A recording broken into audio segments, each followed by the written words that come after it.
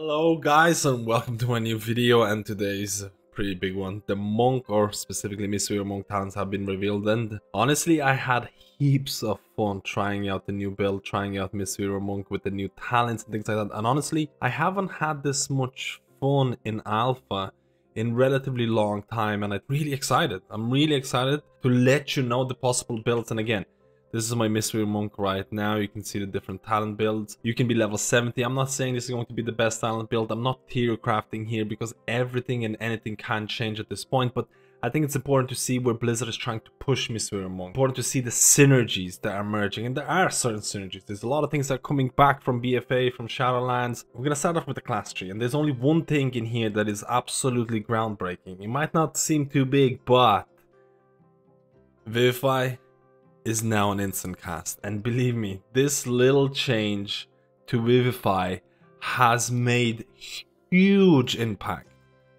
I can just cast Vivify on the go.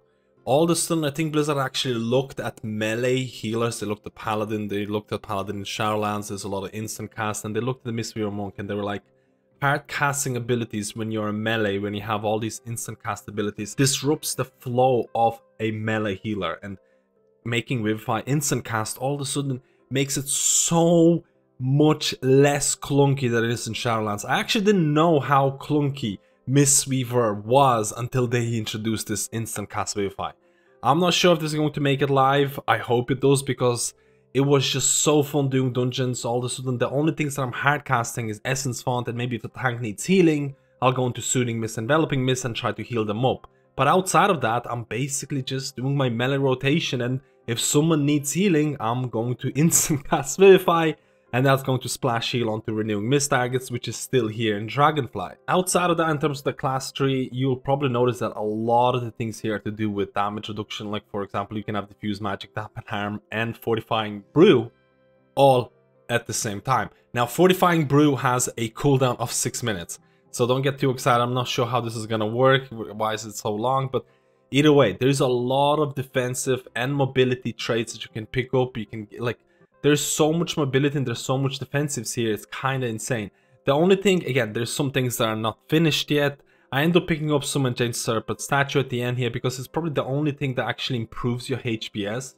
And you either like Jade Serpent or you don't. It depends on how you feel. It can be really annoying trying to place them from, you know, when you're doing dungeons and things like that. It can be relatively annoying in Mythic Plus because you tend to forget it and things like that. But outside of that, there's a couple of things like Close to Heart. You and your allies within certain amount of yards gain an additional 2 to 4% leech.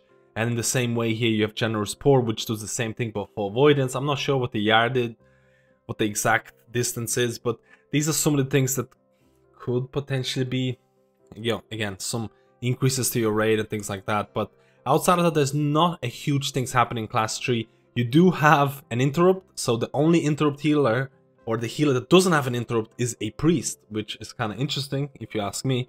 So you do have an interrupt, you have instant cast Vivify, you have Summon Jade Serpent statue. I don't know what this is gonna happen.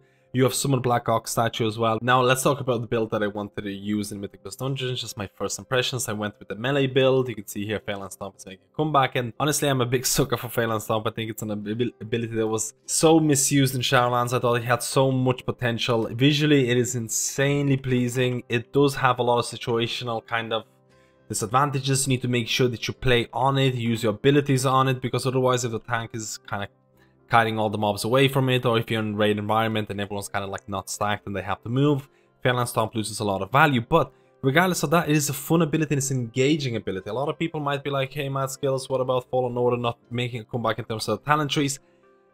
Fallen Order is an extremely boring ability, and I think everyone knows it. The only reason Fallen Order is used is because it's pretty good for HPS. It's a click and forget type ability. But if you really think about what it adds to the class in terms of gameplay, or you try to get into a game dev's head and be like, is Fallen Order really that much of value? And I think Blizzard kind of agrees with me, because Fallen Order is not making a comeback because, let's be honest, it doesn't add anything to the class outside of just being click and forget. 2 nodes that making it better. So your Blackout Kick strike 3 targets and have an additional 6% chance to reset the cooldown of your Rising Sun Kick while within Phalanx Stomp. Again, you have to be within Phalanx Stomp, and Your abilities reset Phalanx Stomp 100% more often, while within Phalanx Stomp, your Tiger Bomb strikes 2 targets and your Spinning Crane Kick heals nearby allies for 15% of damage done. So you've probably seen the clips here where I'm doing dungeons. I'm basically approaching a trash mobs and I'm using my Phalanx Stomp and I'm going into Spinning Crane Kick. And now Spinning Crane Kick is also healing people. And it just feels really nice. I'm kind of pushing out my Renewing Mist, and if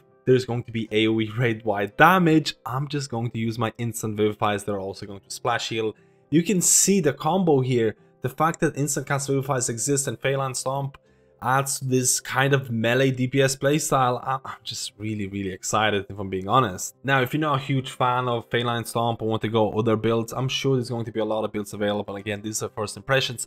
There are a couple of nodes that allow you to spread your Renewing Mist. So here, Rapid Diffusion, you can use Rising Sun Kick, Enveloping Mist, apply Renewing Mist for 6 seconds to an ally within 40 yards. And then you'll have Dancing Mist, with Renewing Mist has a 5% or 10% chance to immediately spread to an additional target when initially cast or when traveling to a new target. This is like the vibes of Resto Druid, Adaptive Storm type of thing, and this allows you to spread your Renewing Mist. So if you spread your Renewing Mist in Mythic Plus Dungeon, you can use your instant cast Vivifies to get some of that juicy splash healing and get back to DPS. There is a couple other things. You can see Yulon is making a comeback, and they actually included a little thing here. Enveloping Mist costs 33% less mana while Yulon is active. They're finally listening about the fact that Yulon is a huge mana drain if you don't have an Innervate and if you don't use your Mana Tea properly. And you can also, again, you can use Invoker Tree as well, Red Crane. You have another talent that allows you reduce the cooldown of Invoker by 2 minutes, but decreases its duration to 12 seconds. So you can use Yulon, you can use this talent, it's going to make it 1 minute, and you can align it with your Mana Tea in a really proper way.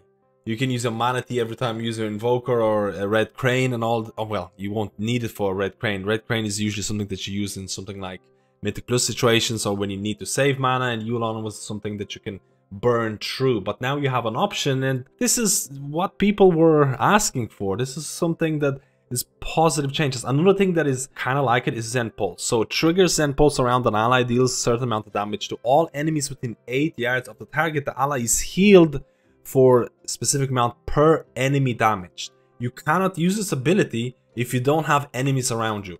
So to some extent, I want to say this is Corrosive Dosage from Torghast, maybe a somewhat similar to that, maybe not exactly, but again, very interesting. You can also buff it with different talents. There's a lot of ways to go about this. You also, for the people who do really like that, Upwelling, it's also making a comeback. Focus Thunder is making a comeback. Bondur's Brew also has this kind of tree to the right side, which I'm gonna say that I'm not a huge fan of Bondur's Brew, or maybe I don't hate it, I don't love it.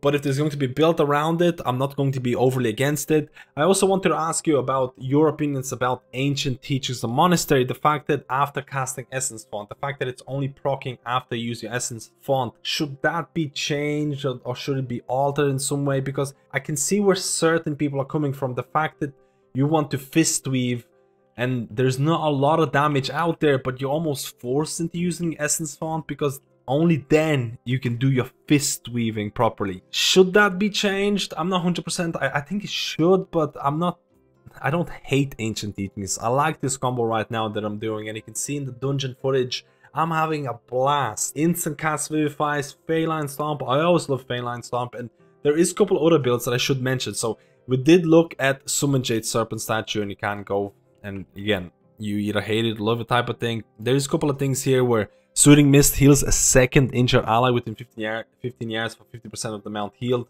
So you can have this almost like Soothing Mist type of playstyle, where you can almost have 3 Soothing Mists out, one from Summon Jade's statue, one from yourself, and then you're also going to have another one kind of splash healing from Unison. Again, possibilities, and the fact that Secret Infusion is making a comeback. If you played in BFA, you probably love this, because I actually think Secret Infusion is what most people wanted to come back. It makes your Thunder Focus Tea, again, if you're playing Soul of the Forest as Resto Druid, it's something similar to this. It alters your spells and things like that, and adds, again, Thunder Focus Tea is basically Soul of the Forest, but it adds value through Secret Infusion. I don't know how many people play this, but in EFA, using your Thunder Focus Tea and then using the crit one to get the crit bonus and then Revival, it would make Revival so juicy and so fun. So you can see that I don't know which way to go. I don't know what builds are going to be popular. Like, there's so many different choices. Refreshing Jadewind is also making a comeback for the people who love raid healing or stacked raid healing as well. So overall, I genuinely feel the choices from the tree, and this is the first iteration of the Monk tree. You have to keep that in mind. There's probably going to be even more changes happening. Overall, I'm really happy for the first iteration. I was honestly expecting something really poor. I honestly was expecting, because it is one of the last classes to get their tree, I didn't expect this. I'm overly excited. All of a sudden, I probably had the most fun playing my Mistweaver Monk. And I think a small change like an instant cast Vivify brings flavor to that instant cast melee healer that does everything really quickly, doesn't rely on hard casting. Again, you do have hard casting abilities like Essence Font, Enveloping Mist, but you can combine that with Soothing Mist. There's a lot of choices. We're not talking about tier crafting, we're not talking about the best builds, because anything can and will change. But in my honest opinion, where Blizzard is heading with Mistweaver Monk, I think it's the right way to go. And I would love to know your opinions, because there are some distinct melee builds here where you have to deal damage and you can heal through that. And I think the Monk tree achieved that better than the Holy Paladin tree. I actually think this is more thought out, and there is a distinct playstyle here emerging where you will feel like a true melee healer, especially with things like, you know, Feline Stomp, and we'll see if Feline Stomp is going to be good enough. But I think there is a distinct direction for Mistweaver. I hope they're not going to forget about Mistweaver and not do tuning or proper tuning, because I think Blizzard tends to forget Mistweaver a lot of times. I'm really excited. Let me know if you think these talents are fun, or if you think there should be something changed. Guys, these are our first impressions. I probably missed out on a bunch of things. Let me know, and I'll see you in my next video.